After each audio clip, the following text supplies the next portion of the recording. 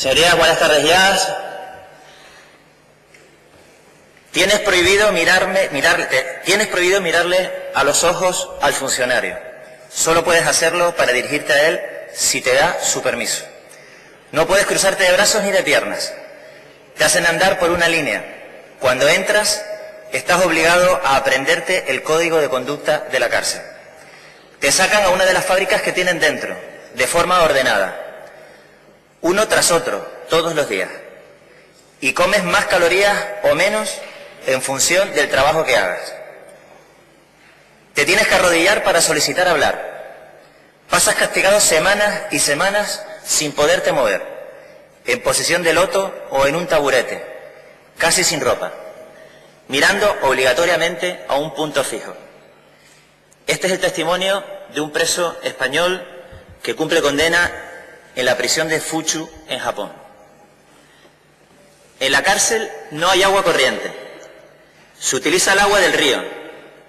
Cuando la bomba de extracción se estropea, nos toca hacer nuestras necesidades en bolsas de plástico y las tiramos por la ventana. Es otro de los testimonios, esta vez de un preso español en la prisión de La Joya, en Panamá. A los 8 meses de entrar en prisión, en la prisión de Palmasola, me salió un bulto en el pecho. Fue creciendo, cada vez más grande, sin tratamiento. Cuando me indultaron, hace año y medio, pude empezar el tratamiento por fin. ¿Que cómo me va? Me están dando quimioterapia, pero hay metástasis por todos los huesos. Lo último que me han dicho es que también está en los ovarios. Esto nos lo cuenta otra reclusa española que cumplió prisión en el penitenciario de Palmasola, en Perú. La asistencia jurídica precaria o la falta de atención sanitaria en cárceles masificadas son los principales problemas de ciudadanos españoles, de ciudadanos canarios que cumplen condena, que cumplen penas de prisión en el extranjero. Abel, un encarcelado en una prisión de Lima, solicitó ayuda consular y lo más que obtuvo fue un listado de abogados que ni siquiera podía pagar. El consulado le facilita 60 euros al mes. Con esa cantidad tiene que hacer frente a una cuota por entrar en prisión, a la multa que le impuso el gobierno peruano y a la atención sanitaria. La asociación Más 34, una asociación española que se dedica a intentar darle cobertura legal, sanitaria, atenderles a los miles de prisioneros españoles que están cumpliendo, insisto, condena en el extranjero, dice incluso que hay españoles en la indigencia en las calles de Perú porque ni siquiera tienen recursos para poder volver a su país, aparte de cuestiones administrativas o cuestiones burocráticas que se lo impiden. En el tema sanitario pasan cosas tan disparatadas como que el gobierno de España no ha acordado un protocolo para poderles atender y lo ha derivado a las responsabilidades propias de las comunidades autónomas.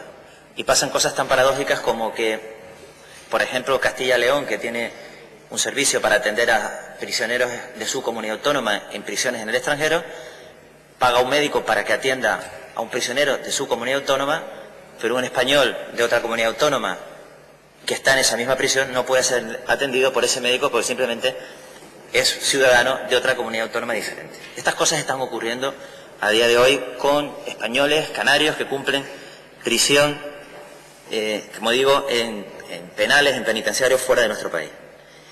La Fundación de la Abogacía, hace muy poco, le ha llamado la atención a la Secretaría General de Instituciones Penitenciarias y le ha dicho que tiene una actitud terroríficamente pasiva. Fíjense lo que ha ocurrido. Ha habido casos en los que encarcelados que ya habían cumplido la condena dictada por el país, que se les detuvo, no les comunicaron un cambio de legislación, en este caso en Ecuador, que les beneficiaba. Estas cosas ocurren en estos momentos, están ocurriendo a ciudadanos españoles, insisto, que cumplen condena fuera de nuestro país. Bien, el artículo 25 de la Constitución española dice que las penas privativas de libertad deben tener una orientación hacia la reinserción. Es evidente que un ciudadano español que está cumpliendo condena en estas condiciones, desde luego un derecho fundamental insisto, reconocido en la Constitución española, ni de lejos puede ser, digamos, garantizado en unas condiciones al menos correspondientes a un Estado civilizado como es el nuestro. El informe de la Defensora del Pueblo del mayo de 2015 es un informe demoledor, un informe contundente de lo que está ocurriendo, con unas estadísticas que en algunos casos dan hasta miedo y sobre todo donde pone de relieve cómo en ocasiones la trama burocrática que deben sufrir estos españoles está desde luego produciendo situaciones dramáticas como las que hemos contado en este momento.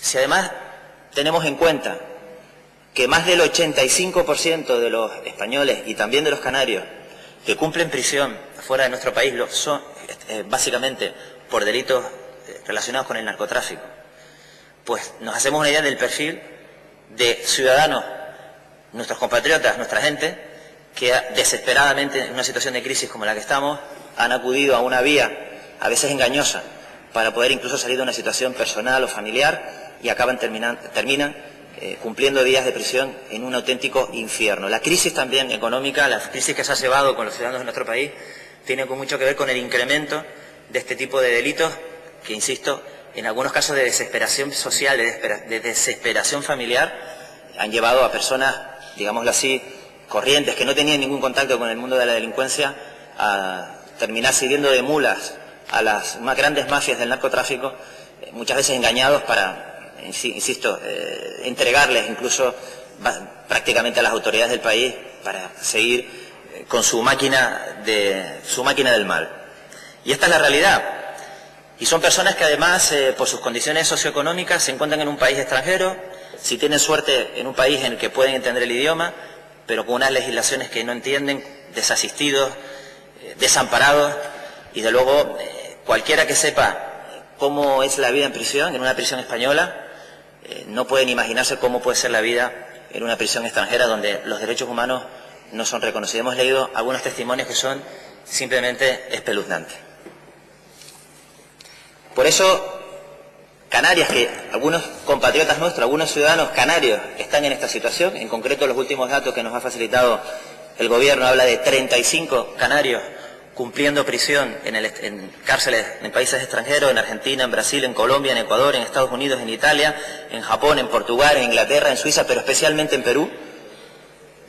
Como hemos dicho, la práctica totalidad, el 80 y tanto % de estos delitos tienen que ver con el narcotráfico. Por tanto, Perú es un país en el que la utilización de mulas extranjeras es habitual y por eso hay 12 canarios en estos momentos, según los datos que nos ha facilitado el Gobierno de Canarias, cumpliendo prisión en Perú.